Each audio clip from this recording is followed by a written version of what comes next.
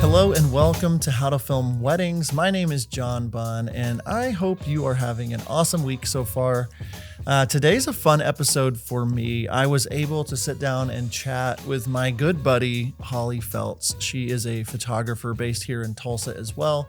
Been working with her for over 10 years, and I've watched her rise into the $10,000 and above photography packages, kinds of weddings. She's traveling all over the place, shooting weddings, breaking into the luxury market. And I wanted to bring a photographer on as we're getting closer to the end of the year, thinking about next year's season, things like that, and just kind of talk through with her story, but how she, over the last 10 years, has built such a foundation to where now she's so solid in her business and who she wants to shoot for and why. And I think we can take a lot from her story and just hearing a photographer's perspective on why they want to work with specific videographers, what makes them want to refer us. And so we sit down for the last hour and had a great conversation. There's some stories in there about working together. It's a lot of fun. Before we hop into the episode, I want to remind you, as you're getting ready for the 2024 season, about our good friends over at MusicBed. MusicBed is the exclusive place that both Nick and I license all of our music for our wedding films. They make it so easy to search for different composers, artists, genres. They let you search by key or beats per minute. I mean, it's the number one place for wedding filmmakers to find music that's not only easy to find, but the quality of the music itself. You're going to find songs so easily that work for your wedding films, that help tell the story the way you want it to. The crew over at MusicBed is amazing. They're continually adding new artists and new composers so that we have fresh music for our wedding films. And so if you want to head over to howtofilmweddings.com/musicbed, we've got a promo code for a free month of a full year wedding subscription. So if you're about to renew your subscription for the year, be sure to use that. Use that code, take that freebie for just being part of the How to Film Weddings audience. So thank you so much for being part of the audience. Like, seriously, we can't believe we get to do this kind of thing. It's so much fun to be able to sit down with other creatives and help you grow. And that's what we're here for. We're here to elevate the industry, and we hope that we can do that today with our episode with Holly Felts. So without further ado, here's my episode with Holly Felts.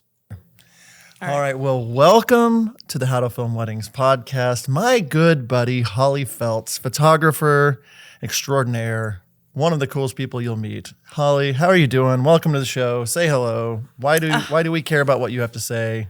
All that good stuff. I guess we're going to find out why we care, or if we care. But thank you so much for having me on. I will say it's been really cool to see. I mean, as we're probably going to mention, we do know each other and have worked together once or twice over the last however many years. But it's been really cool to see this community that you have created. Also, because I feel like something that is a big part of what helped me grow in my business and kind of launch into that is through like community and what you've seen. I don't know exactly what's going on with your mastermind group. I've seen windsuits involved and trips done together and whatnot, and it looks crazy, but it's also gives me like good memories of, I used to go to a lot of like photography conferences, and just having that community, I feel like was such a big part of growing my business. So I think it's really cool that you're doing that and getting this community started up and going. So yeah, thanks for having me. Yes. And for those out there, Holly is a wedding photographer, also based in Tulsa. Started your business maybe 10, 11 years ago now, 12 years ago?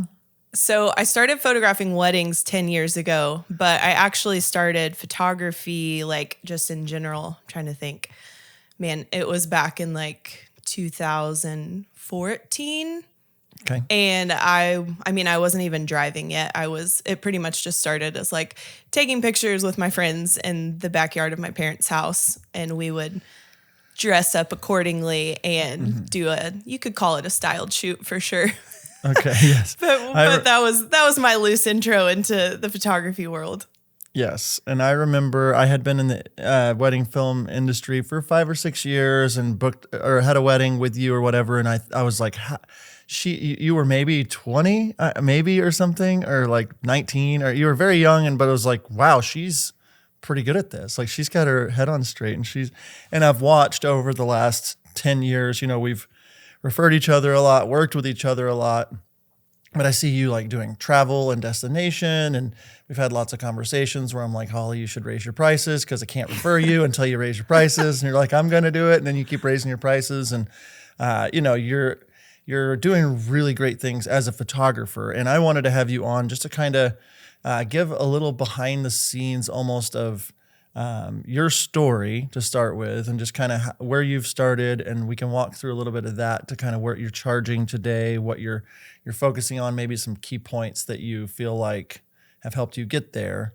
And then I would just love for you to dish anything good or bad, what it's like to work with me, which I think would be fun. And I've got or if you have any notes. memories, yes, yeah, okay, good. If you have any fun memories of things that I did or whatever, and then as a wedding videography, wedding filmmaking podcast, I think a lot of us out there are like working with photographers and wanting to have good relationships with photographers, and just kind of hearing from your side of like what makes you want to be referring. Guys, she refers me a lot. I get a lot of notifications. Holly Feltz has referred you a wedding, honeybook or whatever. And so I don't know what I did right, or if she just needs something from me. But it's to anyway, keep you quiet. That's good. Like, as long as I'm referring him, he'll be happy. Yes, good. That's good. No. So you started this business a long time ago now. I still look at you as like the new person, and I'm like, wait a second, Holly's been doing this for a long time, and she's seasoned now and stuff. And so why don't you give us a little of the story of going into weddings, why you started doing it, and then like a little bit of the progression of where you've ended up, where you're kind of at today. Yeah. So I started, my first wedding I photographed was in 2013. I was a senior in high school. So not, I was a senior in high school photographing a wedding. It was through like a friend of a friend, and I had been loosely doing photography for like a couple years into high school. And it was funny because I saw the other day on my Facebook memories, there was a status that I had posted from like 12, 13 years ago. And I used to work a part-time job in the summer at a snow cone stand. And it was like, hey guys, my snow cone stand season is coming to an end, and it would be really nice if you could book some shoots. I was like, well, that's one way to market. But again, I was like 17 years old or 16 years old. So, so I was, sorry, had a little brain fart there. We'll cut that out. It's fine. No, we won't. Yes, you will. So I was on a senior grad trip with best friends, and we were flying in, and that was the day of the wedding. My first wedding ever. We were just fresh off of a plane, just a high schooler, just coming in to shoot a wedding. My sister and I were doing things together at that point. And so my sister didn't have a camera. So we went to Best Buy. This was also, I'm pretty sure it was before rental companies. If they were a thing, we didn't know about it. So we went into Best Buy and we purchased a camera and a lens to return the next day. So we were extra careful with it because we're professionals. So went in, photographed that wedding. I walked away from it and was like, I love this. This was so much fun. I don't think I had a timeline. I didn't know anything. I had a crop censored camera and like $100 lens that I was like, hire me. I'll hop off a plane and come shoot your wedding. It'll be fun. My sister hated it. And so that was kind of the point where she was like, I don't really want this if that's what you want. And so I was graduating high school, didn't really know what I was going to do with my life. I feel like a lot of people, when they hear that I started photography in high school, think, oh, that must have been really nice that you knew right off the bat what you wanted to do. But this was 2013 social media versus 2023 social media. So YouTube, education, all of that was not happening from people like within our field. So I still didn't know what I was going to do, but I knew that I had some type of potential. So I leaned in to just connecting with photographers locally, trying to get any information that I could, trying to learn about whatever this could be beyond the $50 I was making for family sessions. And I think we charged maybe $800 for the first wedding, which is a decent, having a crop censored camera coming in off of a flight. I feel like it's a decent check. Fair exchange. Yeah. Fair trade. But yeah, so I just feel like I tried to get connected where I could and just learn what I could. And I really, at that time, going into maybe like 2014 was when I landed an internship with a photographer who was based in Oklahoma City.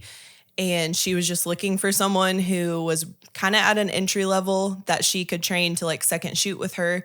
But then really I was able to see like the backside of the business, ask questions, learn what I didn't want to do at weddings, because I kind of saw from the backseat of like how her interactions were, how her clients and everything like that. So I feel like everyone that I encountered in that, just through even like the internship, or if I would attend like a local workshop from a photographer, I would just try to like really observe everything and go like, okay, well, I can apply this little piece or this little piece. And I've just feel like I've been doing that for now 10 years and now I'm here.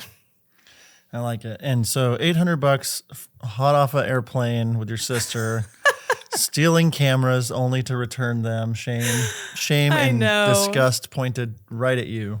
Right at me. No. And I'm trying to think like the first time I worked with you or came across you. For those that don't know, I had a wedding shop called Weddings of Tulsa that was like a bridal show open 7 days a week. And we would host parties and different things. And I thought that was going to be my retirement plan, open the doors. Oh, yeah. Thought people were just going to line up to have booths and stuff. And like, I would say I would give it like a solid B- on how it performed. It was good.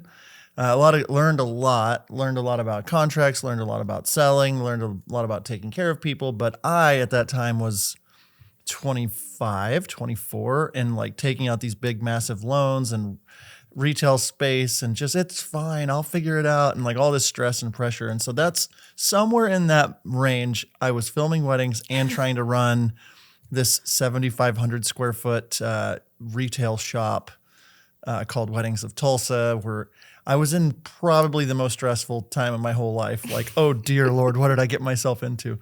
So somewhere in there, I don't know if you remember, I mean, you were part of it for a minute at the tail end of it. So that would have been like 2017 or something, because I did it for about 5 years. But yes. Because I remember like maybe a few years ago, you were like, yeah, I was part of that. And I was like, oh my gosh, I'm so sorry. I didn't like it was a good swing and a miss. And I'm thankful that you're still my friend. So thank you. But yeah, we made it through. We made it through Weddings of Tulsa. Yeah, we did. God bless it. But so you start doing the first wedding. Your sister says, no, thanks. You start like, I know education's been really important to you and investing into yourself.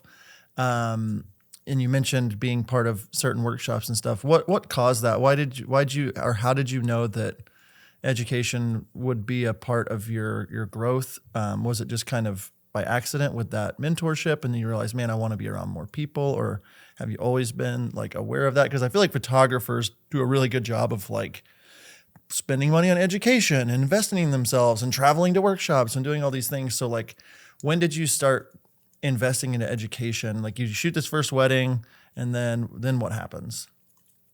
I would say, well, for one, I didn't really know where else to learn.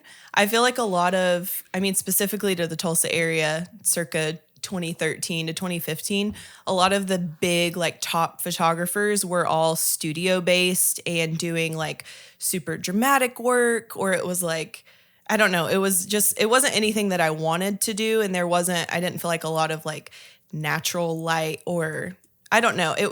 I knew what I liked to do, but there was still a disconnect of like, how do I make this happen? And so I feel like in that time, because this is pre, like, for any photographers who would listen and know, this is like pre Caitlin James education, because I feel like she kind of came on the scene with this like super helpful education that was like, this has never been done before. And if it had, it wasn't to this scale.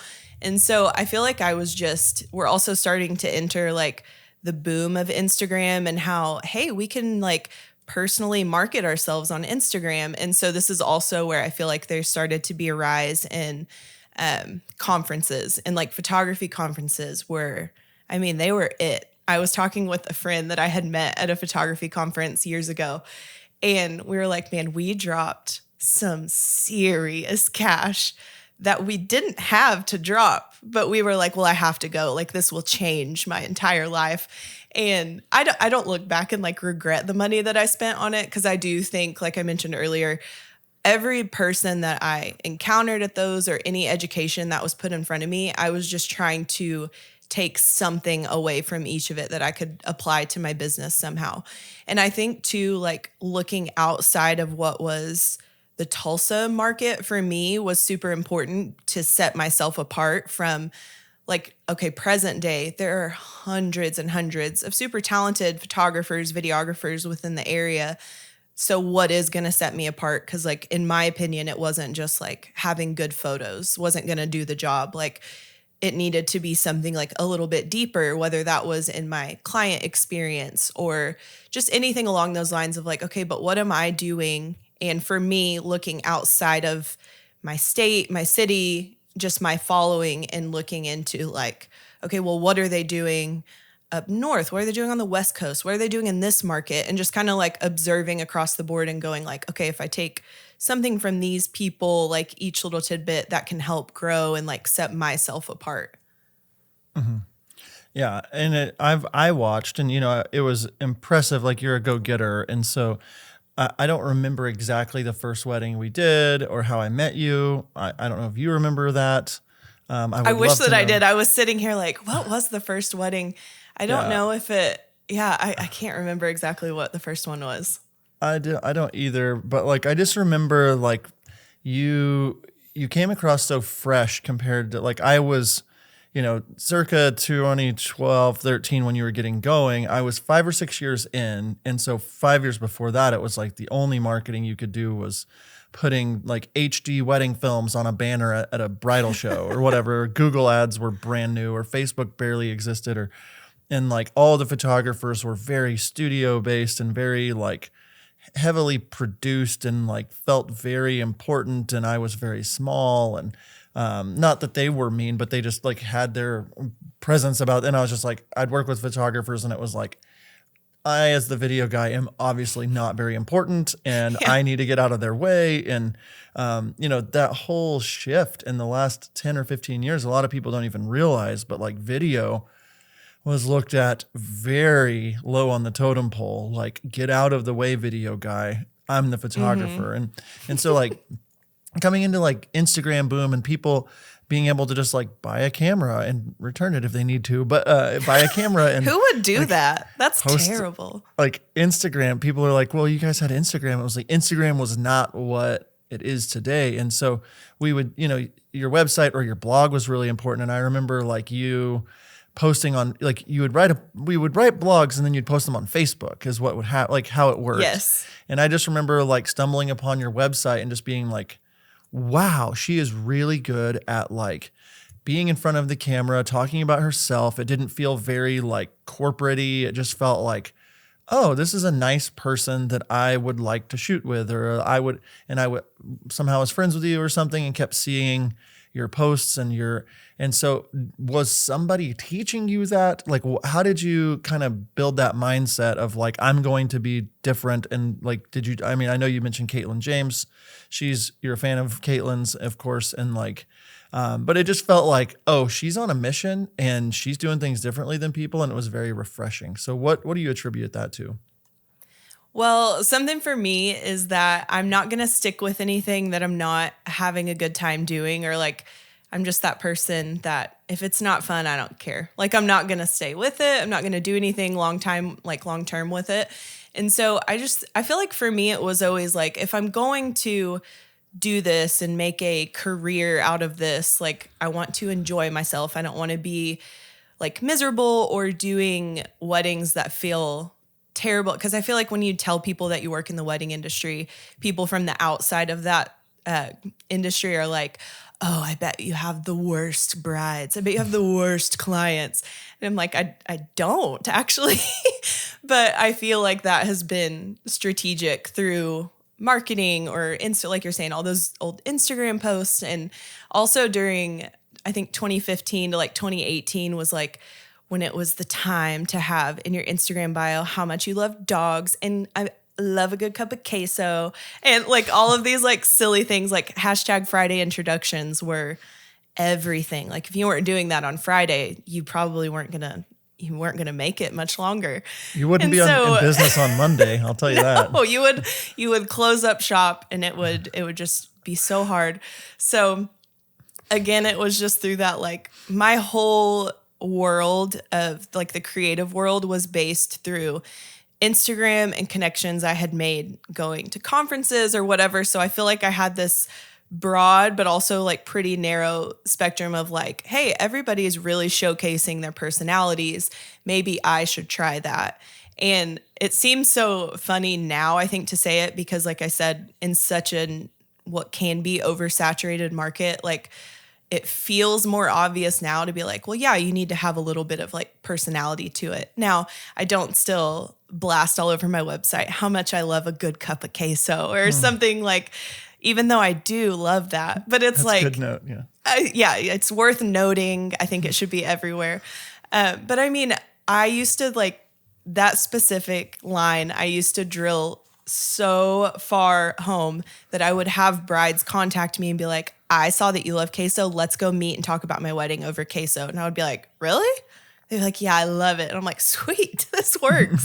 So I feel like through those years of like, I look back and laugh at it, but I really felt like I built a very specific following within my local community, but also online, that now I don't feel like I have to constantly like work to showcase my personality as much as just like show up online, network like normal. And I mean, I'm also just naturally like, I would say, a friendly person. So I feel like I'm going to have, it's debatable, but I feel like I try to have who I am, because like I'm also going to show up to a wedding to shoot, and I'm going to be quirky and loud at times. And like I just, and like I said, I want to have fun while what I'm doing. So that all of that being like a big priority to me, I feel like kind of came through my connection points too. Mm-hmm. And I know I'm not trying to make both of us sound old, but a lot of the people that were listening, I'm not even 30 yet. So I know you're 10 years younger than me, like by a day or something. I think our birthdays are like a day apart, and we're 10 years old. I'm 10 years older, but I just remember in that time, like I had come out of a season, between 2006 and 2012, where it was just like, I would just never like think you would want to put anything about your personality on your website and like there was this Instagram boom and all these people like winning because they were just being themselves. And I was like, what the heck? This is no fair. Like Holly's talking about queso and I'm over here trying to like make an animation with rose petals falling on the, like, or whatever. Just, it was, you did what you did. And that was what was getting people to buy your stuff. And like, I just remember it being like years ahead of what the rest of the Tulsa market was doing.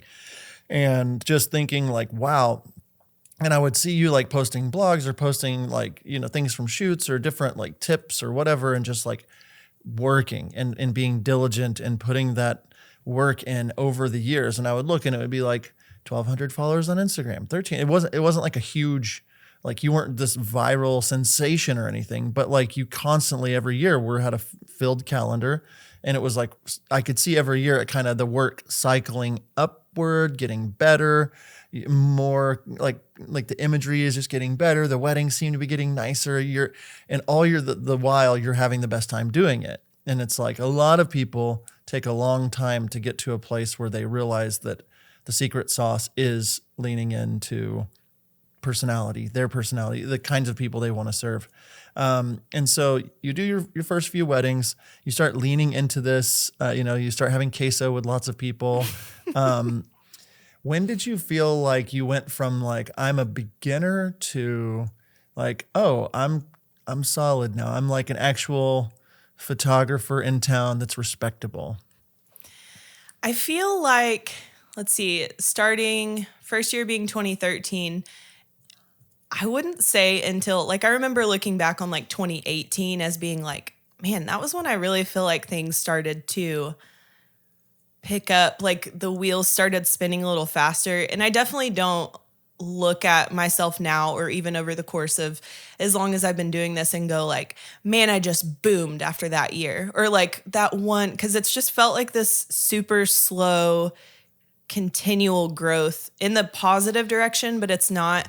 I think it's easy to get focused nowadays with the convenience and accessibility of social media and just consuming constantly of how they went viral and this took off and this took off. And it's like, that's exciting, but where, like, what else? Like, what is it doing? Did our brides truly wowed with your viral video enough to pay you 10, 15 grand to be at their wedding? Or are they just like, yeah, you had a good video, that's cool, and then you have nothing more to offer them? And so I feel like it was, and it still is challenging, I think, to not get so fixated on like consuming so much social media that I'm like disregarding the growth that I'm experiencing like in my business numbers wise.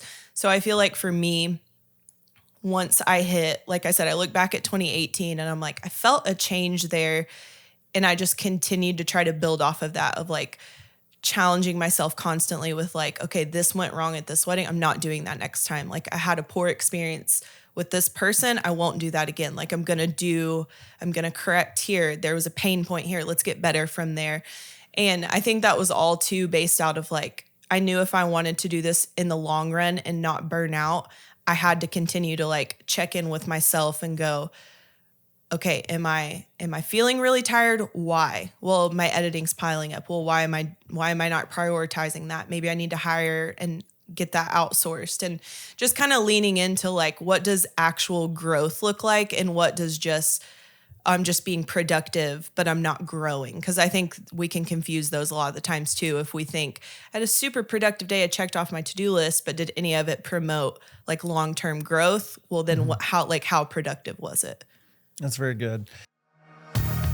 Are you looking for a better way to deliver your wedding films? Look no further. Our friends over at VidFlow provide the most flexible video delivery solution on the market. VidFlow is pay-per-use with no large upfront costs or commitment, and you can cancel at any time. VidFlow offers a premium viewing experience for all of your couples, accessible on mobile, tablet, desktop, as well as their very own suite of TV apps. Each project comes with 10 years of hosting and an experience for your couples that will blow them away. Head over to howtofilmweddings.com/vidflow, where you can save 20% off a yearly business membership by using promo code HTFW20. Stop delivering your films the old-fashioned way.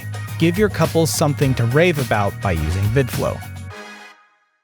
I remember one of the first weddings working with you at a venue called Spain Ranch here in town, and just like enjoying the fact that you were enjoying yourself so much. Like it was like, oh, it's fun to be with a photographer that's like working hard and talented, but also like here to serve really well. Like you serve the couple, but like we just clicked, no pun intended. But like in the fact that it was like, that was the vibe that I was going for. Is just like, I don't think this needs to be such a serious thing. In a lot of the weddings that I had done for the longest time, the photographer made it so intense and so serious. Mm-hmm. And it was just like, oh my gosh, like, you know, they'd be like putting their hand on their face, like tilt your head this way just a little bit, or what, like all this stuff where it was just like literally just spending 13 to 15 minutes on like one pose. And it was just like, oh my gosh, this is brutal. And so working with you and just being like, wow, that was enjoyable and fun. And I hope that we get to work together again or whatever. And just watching at that point, I think it was somewhere in like that 2016 or something range, something like that. And being like, oh, I hope that next time I get asked about a photographer, I'm going to tell them about Holly because she was great or whatever. And you had sneak peeks ready really quickly, and you sent me a photo of me with the couple really quickly. And it was just like, wow, this is not the same experience that I'm getting. And the social media is matching the actual person. And like, I just remember being very impressed, like, wow, she's going places. And so I know now your business looks different than it did in 2016. Why don't you explain kind of what your business looks like today a little bit, or if there's any other points in there that you really want to hit before that, but you've started taking weddings not in Tulsa. You started growing outside of the market. You started raising your prices. You reluctantly raised them when I would tell you to. Sometimes I think so. But what does the business look like today? And if there's any milestones that led up to that or big breaks or anything, I'd love to hear about those too. Yeah, I mean, this is my first year that I've shot the least amount of Tulsa weddings that I ever had. Like, I think I have 2 in Tulsa this year, which if you would have told, 2018 me, like, hey, you're not really going to shoot that much always in your hometown. Like, it could be even more than that. I'd be like, it's not an option at all. I mean, I used to, my husband, Micah, can attest to this, that I would tell him, like, I found out Caitlin James, which everything with me always goes back to Caitlin James. She's always been there, but I'd be like, she's charging $10,000 for a wedding. I could never do that. Like, that will never happen for me. And just believing that it wasn't even an option. And to sit here now and go that I've booked like above and beyond that is like, that's not me talking. Like, there's no way. That's not, like, that never happened.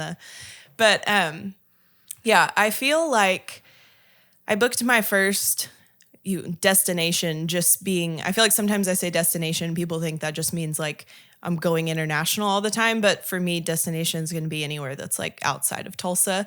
And so my first wedding that I booked out of state was in Dallas, and it was a random connection through Instagram. It was, and I just really leaned into that. Like, I didn't know what it looked like. I'm sure if I pulled up that old contract, it would not hold up legally by whatever we agreed to by like traveling over, out of the state, whatever. But we just clicked. And so I just feel like I leaned into like, oh, this was kind of fun. I didn't know I could hire a client that was outside of like my realm. I love travel. Like, this sounds fun. Let's lean into that. And just off of that, like, one Texas wedding, I booked a couple more Texas weddings than I had. So it just started to kind of grow to where I started making connections in various states. And then I would always connect. I visit like Savannah, Georgia a lot. Bless you. Thank you. Wow. Felt that sneeze coming on for like 45 seconds. Up. I was like, is it going to happen? Okay. Don't cut that out, Blake. If you're watching online, thank you for bearing with us. If you had to listen to my sneeze, if Blake didn't mute it, I'm sorry. Continue. You were on a trip. No more sneezes, I think. Okay. Seriously. God. No, I photographed a wedding, my first wedding in Savannah, Georgia in 2018. And it was actually a bride who lived in Oklahoma, switched to destination there. And I was pretty much the only out-of-state person that she was keeping with her. She was just going to hire everyone else locally. And I really connected with the wedding planner. Like, to this day, now all these years later, I still do weddings with her. I like go and have sleepovers at her house when I go visit because we just hit it off and felt like old friends. And I feel like, to me, as I continued to grow and get these bigger weddings, like, it's a higher end field that we're getting into. And I never felt like I couldn't keep up with it because going back to like what I was talking about earlier with just like continuing to challenge myself, continue to want to grow. It never felt like, well, I'm not ready for this. It was like, okay, this is happening. Am I ready? Yeah, let's go for it. But I just felt like what continued to like launch me from this wedding to like a higher paying one and to get to the point that I am today is being nice. Which sounds like a wild concept, but whoa, I know this is groundbreaking. This is going to change everyone's life. But I remember specifically the planner that I'm friends with in Savannah. I remember her telling me at the wedding, because I asked her if she needed something or how could I do something for her. And she was like, "You're actually nice." And I said, "What do you mean?" And she was like, "We just don't work with a lot of nice photographers." And I was like, "Well, I'm not. I'm just like, it's just common sense to me to just ask you, do you need more water or something like that?" And I think showing up to these higher paid events, it's easy to think that for some reason, like, you're somebody because you've like walked in and you've got a big check in your pocket. But like, to me, it was always, before I am like a creative or before I label myself as like an artist on a wedding day, I'm working in the service industry. Like my wedding photography is a service that I offer to my clients. And so first and foremost, I want to make sure that I'm taking care of them and being kind to the people around me. And I'm also doing a really good job, and I'm going to work my butt off. And I feel like that's a good place to add a bleep in there if you want. Yeah. I feel like because of that combination though, that I'm able to continue to grow and say like, yeah, these are my prices and I am worth it because I'm going to do a good job and nobody's going to complain about me like at your wedding because I'm going to be a reputable person. Yeah. I like all of this. And I think that even rewinding back to where you were talking about going viral and like that fast flash in the pan kind of thing that's happening for a lot of people, or getting a bunch of followers, or getting, if the foundation isn't built correctly, it could actually be a really bad thing for you to grow so quickly, right? I mean, oh, absolutely. And I think about watching you and like knowing the behind the scenes diligence that you've put into it with you and your husband, and all the effort, and just like getting that first wedding, obviously on the East Coast. And I'm sure you went above and beyond, and you didn't get paid as much as you could have gotten paid. You just made it work.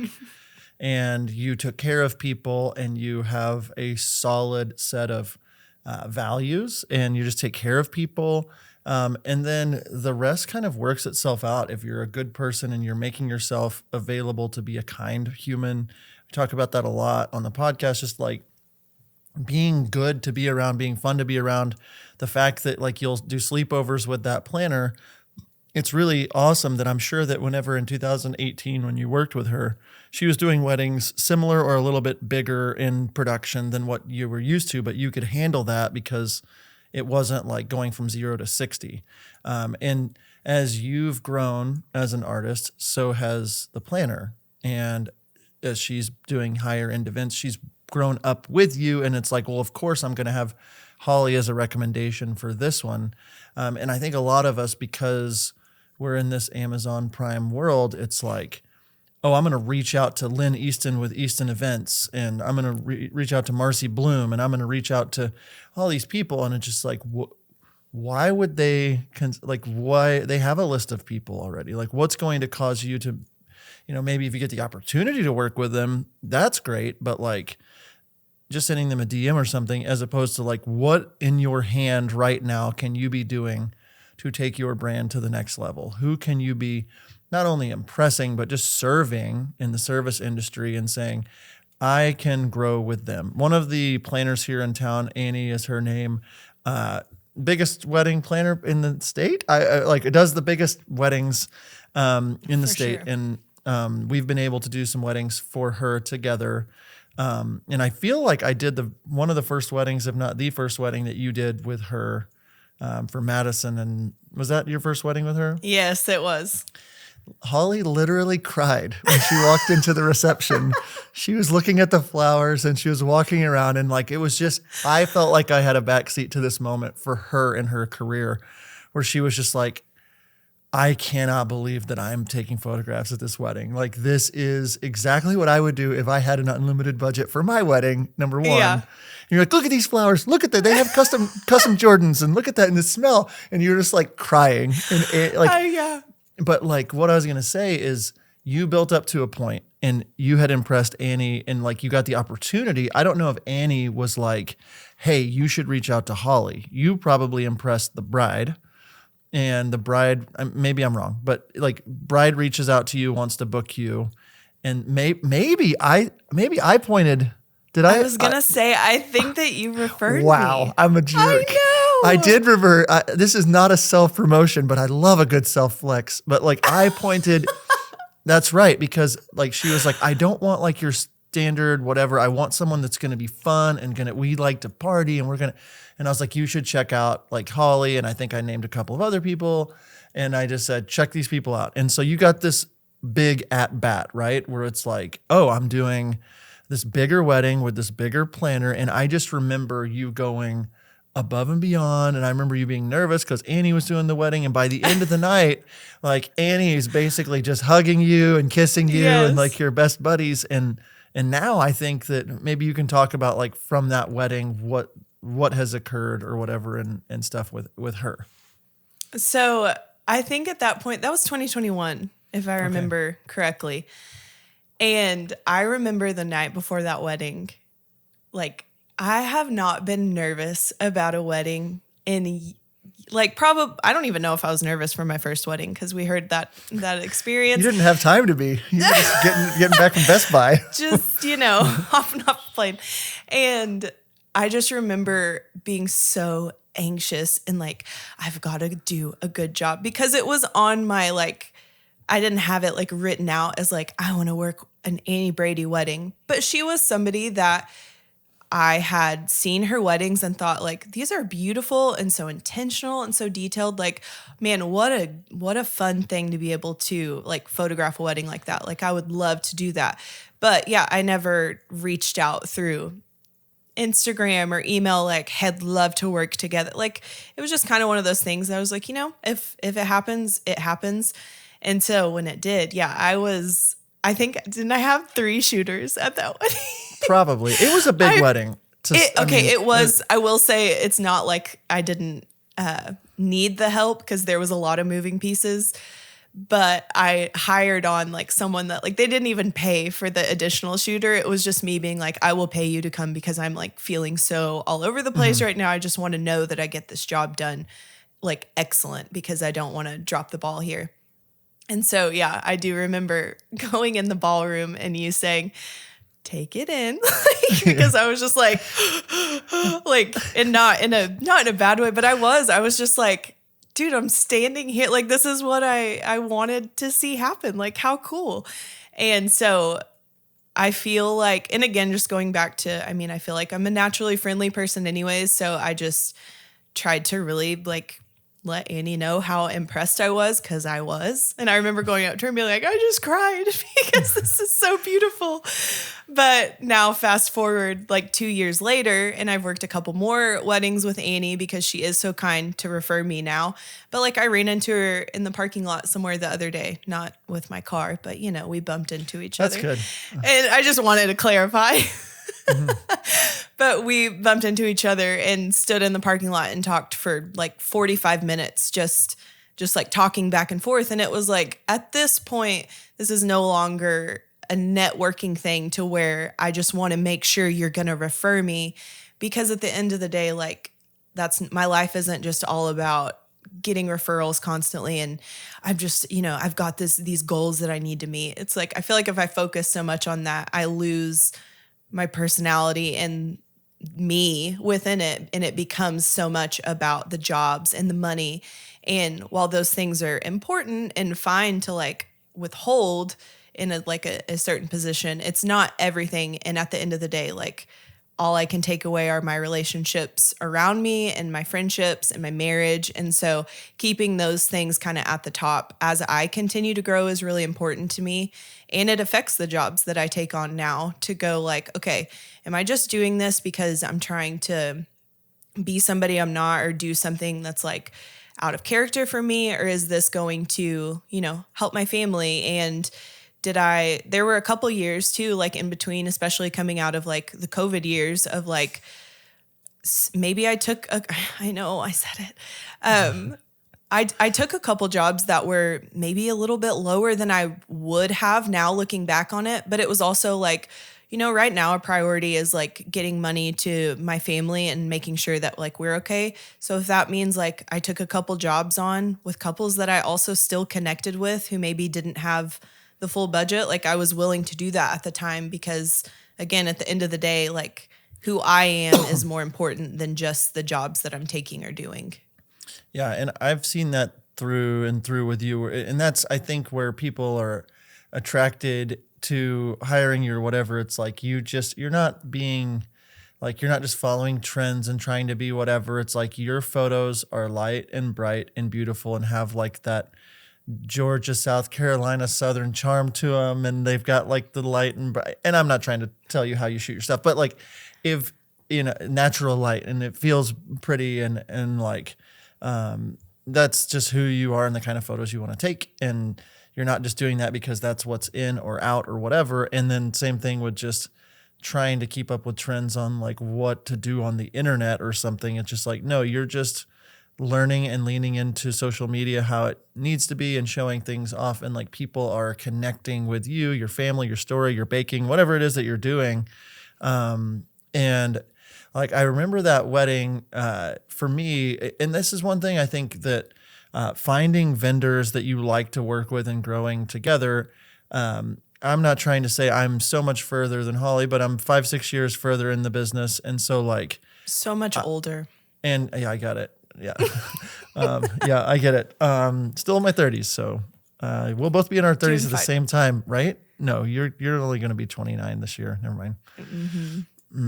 Never mind. Okay. So yeah, I'm old. Okay, you got it. But walking that day for that wedding, the bigger wedding, just Holly having a friend in me to be like, hey, this is going to be good. We got this. You're supposed to be here. Like, make the most out of this. And I remember, through the relationship we had built, especially whenever the couple booked you, I remember having a conversation with Annie, and she was like, I haven't worked with Holly before, but I'm excited to work with her. You had put in the work so to be noticed by the planner, but the opportunity hadn't presented itself yet. And she was like, is it good working with Holly? And I was like, I love working with Holly. You're going to love her. Honestly, I don't know how you guys aren't going to be best friends when this is over, kind of thing. And she was like, oh, good. I'm so excited. And, it's like, I'm doing my best to tee you up, and then you knock it out of the park. And, we had a good time. I think was that the wedding you took the photo of me with a lot of food in my mouth? I think so. There was also, yes. And there, it was Whataburger. I mean, yes. Yeah. Chicken butter biscuits. Yeah. Yeah. And we also had some various delirious dancing videos that were happening at that wedding too.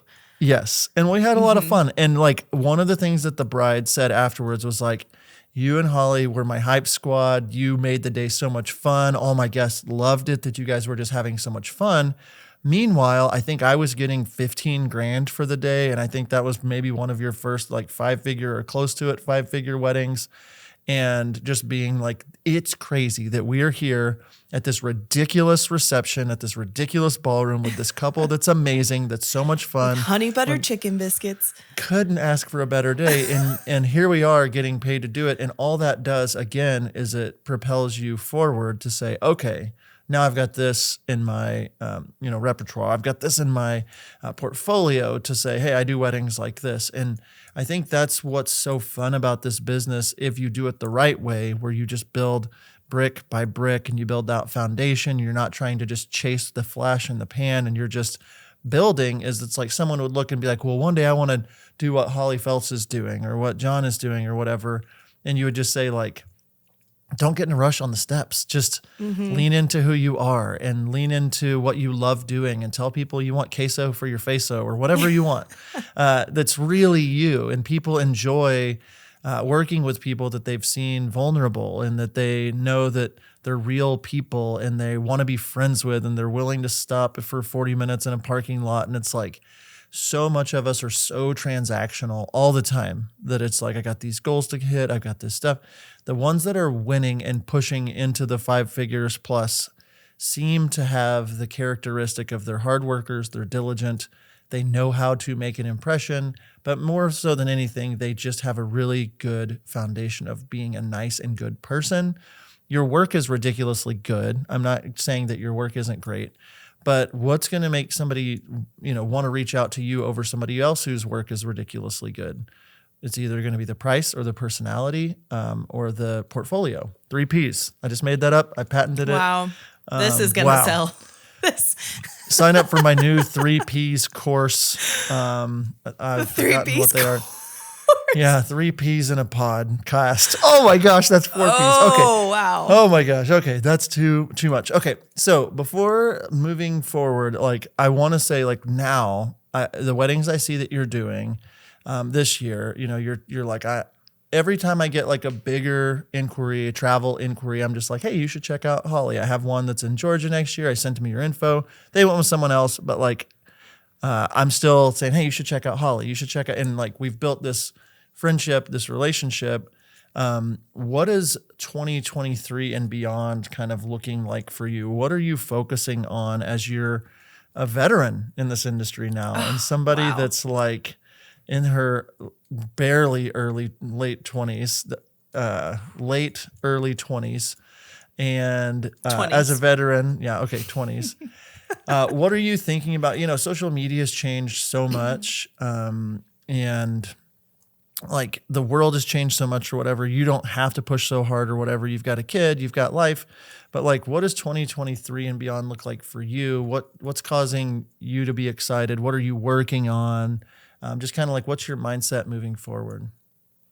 Yeah, moving forward, I am trying to like pay mind to where I'm at right now in the weddings that I'm getting to do. And that includes for 2024. I had told you in a previous conversation that I finally feel like I don't know where it is that I've arrived, but I've arrived somewhere along my like 10 plus year goal list of like one day I could do this. If I could only work with like that, I've just now in the 10th year, like feel like I'm scratching the surface of like, I think it's working. Like, I think it's worked. Like, I think I'm going to like, wow, when I look at like my lineup of weddings, I'm like, these are big jobs. Like I've got both in work, but then also going like, I'm doing it. I'm sending the prices and they're saying, yeah, let's book. And again, that is a 10-year process for me. And I think it's awesome that there's some people that start out and by year 2, they're charging the big bucks and they're getting it and they've blown up. And that's awesome. That is not my story. And I think it's okay. And I think if anything, it helps me that's why I'm still like on year 10 walking into a wedding and going, oh my God, like I can't believe I'm doing this, because I think back to those first few weddings that I was booking.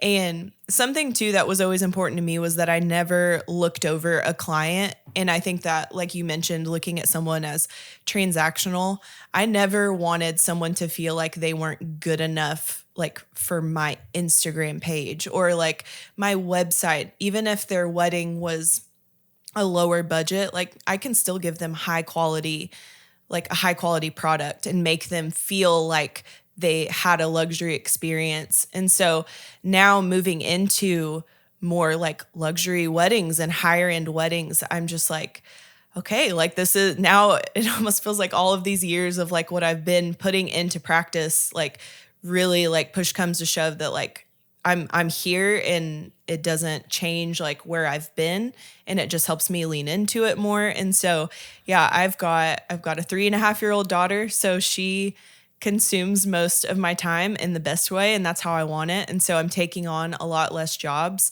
I think for me, it doesn't look as though I'm turning down a lot of people. Like I just can't take on your wedding, but I'm starting to realize how pricing myself for what my time is worth and how I won't feel sad to leave my home on a Saturday when my husband and my daughter are curled up on the couch watching movies. And I'm like, bye, I'll see you like in 12 hours. But it's like when it's an exciting event and I know that I'm being taken care of for sure on that, it's like, hey, love you guys. Like, I'll see you later. Like it's not as hard of a goodbye of like, oh my, this is worth it. And so, yeah, I just feel like I'm trying to not take for granted the opportunities that I'm getting right now, and just know that I'm, grateful for everything that's coming my way, and that I'm going to be present in it and not focus so much on like, okay, but how can we book bigger weddings right now? And it's like, I want to just serve the few couples that I'm working with right now in a very intentional way, and continue to see that like that keeps prolonging me through the years. That's really good. I like that mindset. And I think so many of us, and I have a problem with this, where it's like, I remember my dad trying to give me the advice to like enjoy the journey about 10 years ago, because I was frustrated about something. I don't remember what it was, but he was like, hey, you're doing really great things. You should enjoy the journey a little more. And I was like, you don't know what you're talking about, Dad. I'm smarter than you. I've got it all figured out. And so, I think that like it not only is enjoying the journey, but like that whole thing where, especially as Americans, we're always pushing for bigger and better and more and everything. We're just like, I'm happy right here, and I'm happy to serve the clients I'm working with right now. And I look back down the mountain that I've climbed, in my business, and it was just like, some of those early weddings were just so much fun, and I was so unhappy with them, and there was so little pressure and so little stress or whatever. It's like, man, I really wish I would have enjoyed this ride up the mountain a little bit more. And so, we're hopefully continually growing and getting better and everything and charging more or whatever. But like finding that spot, that happiness spot on the trail is so important. All right, I want to switch gears for a sec, just to kind of give people a little bit, and a lot of people listening here are wedding filmmakers, obviously. First of all, if there's anything that stands out, because I don't know what it's like to work with other wedding videographers. I've never worked with another wedding videographer except for second shooting for Nick or something. And so when you're working with videographers, you refer me, I think, just to keep me happy, but like, do you have things that are like obvious no-nos that if like you see a filmmaker, wedding filmmaker doing said thing or acting certain ways, or things that bother you, or things like the advice you would give to the wedding filmmaking community? Like, hey, I'm a photographer and these kinds of things are an immediate, I'm never going to refer you kind of thing. Does anything come to mind? Ooh. Or do you always work with just Immediately. perfect? No, I think, so for me and my shooting style is very much more like that kind of candid, not so much in your face. Like, I'm going to help the couple like get into a pose and get comfortable, but then I kind of want to back off. I don't want to be like all up in their business. So for me, a big like red flag at the beginning of a wedding day, if I'm working with another videographer, is if they are just like up in everyone's face, just like kind of just got to get this shot. Like, it kind of goes back like when you mentioned earlier how when you were starting out, a lot of the photographers were kind of like sit back videographer, like photo is here and everything's dramatic. I think at the same time, when videographers are just kind of like aggressive in that tone, I think sometimes it's more of like and this goes for photographers too, because I've seen it both ways, but just kind of like a read the room situation. For me, I'm much more dedicated to serving my clients than I am serving my ideal shot list or dream thing to make happen on a wedding day. So if there's like a certain thing that we want to make happen, but there is like no time in the timeline and the couple doesn't even care if it happens, like go with the flow, like shift. It might change like your final film, but that's okay. Like, it's what the couple, this kind of goes back to like, you're serving your couple first and then your Instagram reels and TikToks, all of that later. So, I think for me, it's just having that even mindset of like, hey, we both are on the same page here, that we're like not the most important people in the room, while on one hand, like you are, because you're providing like the only memories that they're going to have from the day. That's important. But like in terms of the wedding day, like it is about the couple. It's not about, like I said, your dream shot list and all this that you want to make happen. Maybe it's for another place, another time. So I just feel like those are always the big things that I'm looking for. And then obviously a beautiful end product to be happy to refer someone with. I like that. Yeah, I think that's the main hiccup we see, is just the lack of self-awareness. I mean, we've got all of our clunky camera gear. We're up in people's faces. We're forcing them to do something they don't want to do, or things like that. And then the photographers that I really click well with are the ones that also realize and are self-aware and read the room. And they're like, we are the biggest deal in the memory department, but we are not the biggest deal in the actually what's happening department. And, I'll do things. I'll come into a room and reset things or move light or do open windows or whatever I need to do. But I'm not going to be like just so focused on the video that I forget that it's like, this bride is probably nervous today. And this bride is probably anxious, and her mom's a little stressed because she's got friends coming in from town, or like just the things that we forget because we're at weddings all the time. But that's huge. I like that. Anything else that comes to mind, or is that the main gripe. It's okay if there's nothing else. That's my main gripe. I don't feel like I run across a lot of people that are complicated to work with. I don't have any main horror stories. I did have a videographer. This was like at my second wedding ever though. And I don't even think he was a legitimate videographer. I wasn't necessarily a legitimate wedding photographer. So, touche. But he like popped out in the middle of the aisle and set up like 2 or 3 cameras across the main, like by the third seat. And we were all like, wait, no one can see the wedding. No, I feel like I normally work with amazing people and always happy to refer you, John. Oh, thank God. That's why we did this podcast, honestly, because you're getting, pretty big for your britches. And like, I want some scraps for weddings that you do.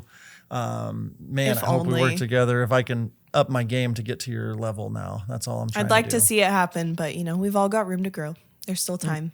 Appreciate that. Yeah, that means you're a lot. Still in your 30s. It's fine. Barely. Yeah. So if people want to connect with you, find you online, where's the best place for people to find you? On Instagram at Holly Felts. We can talk about queso just for a good time. Instagram is where it's at. Get ready for your DMs to blow up with dozens of messages and new followers. Can't wait. Super excited to finally have gotten you on the podcast. Seriously, thanks for your time for being here. Can't wait to shoot with you more in the future. And How to Film Weddings crew, let me know if you like us having photographers on from time to time, because I think it's really important. So, Holly, any final words? Any compliments you want to give me or anything just before we head out today? Like just nice things. Where do I begin? I don't think we have another hour. It's true. Yeah, I guess we could say that for next time. Thank you so much for having me on. Of course. All right. Thanks. Well, thank you so much, Holly, for taking the time to be on the podcast today. So fun to sit down with a friend and talk through their story, like a friend in real life that we've worked together. And I hope nothing but amazing things for you and your business. So excited to get to work with you again in the future. Listeners, I hope you enjoyed kind of hearing about how Holly has built her business and how she's grown a foundation that sustains her today by taking slow and steady steps. Instead of trying to rush, she's taken her time and built real relationships. And I hope that really speaks to you as we're getting close to the end of the year and thinking about next year and just thinking about how we want to treat people. And so, Holly, thank you so much for taking the time. Please be sure to follow her at Holly Felts. And then before we sign off today, I just want to mention our Facebook community. It's growing like crazy. There's thousands and thousands of you in there. If you're not part of it already, head on over to the How to Film Weddings Facebook group. Inside of Facebook, of course. Check us out. Say hello to us. Join in on the conversation. And until next time, we will see you. Attention wedding filmmakers. The best resource for licensing music for your wedding films is MusicBed. I have been exclusively using MusicBed for about 8 years, and our films are better because of it. I hear a lot from our couples that reach out to us that our wedding films feel different, that the music isn't cheesy. MusicBed has a roster of incredibly talented musicians, bands, and composers who pour their hearts into their work, and you can hear the difference. Find the perfect song with MusicBed's intuitive search features like genre, mood, beats per minute, and my favorite, key. Head over to howtofilmweddings.com/musicbed to learn more and take your films to the next level. Use promo code HTFW23 at checkout to receive 1 month free with the purchase of an annual subscription. That's howtofilmweddings.com/musicbed.